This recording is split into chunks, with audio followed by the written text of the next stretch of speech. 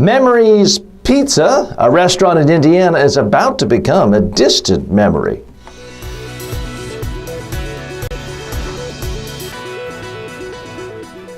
So folks, you've heard about the controversy in Indiana where legislation was signed into law that would ostensibly make it legal for businesses to refuse service to gay individuals and gay couples. Well, one business was a place called Memories Pizza. One of their owners gave an interview to a local broadcast saying, and he or she said explicitly that they would not be serving pizza, catering pizza to gay weddings. Now, 10, 20, 30, maybe even 5 years ago, this wouldn't have generated much controversy, but times have changed. This provoked such an outrage.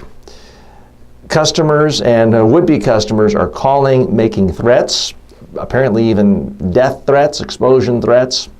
Certainly don't condone that sort of activity.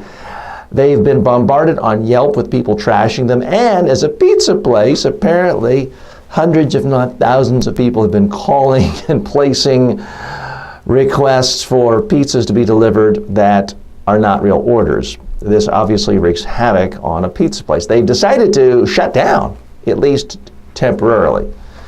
So what's the message here, folks? I'm not suggesting that no one has a right to speak an opinion, or that you don't have a right to have an unpopular opinion, or that you don't have a right to express your religious beliefs, whatever that is.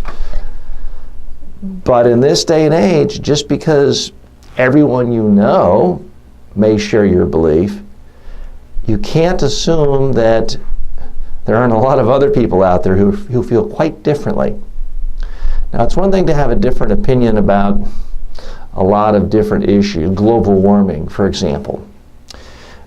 But when you have an opinion that essentially says that other people are subhuman, deficient, wrong, and you speak that out loud and say that you refuse to do business with them, you do need to be prepared for the consequences, and you need to look at your vulnerability. If you're a pizza shop, obviously you're vulnerable in the sense that if 1,000 people call you and order pizzas and they don't intend on paying it or accepting it, it could put you out of business.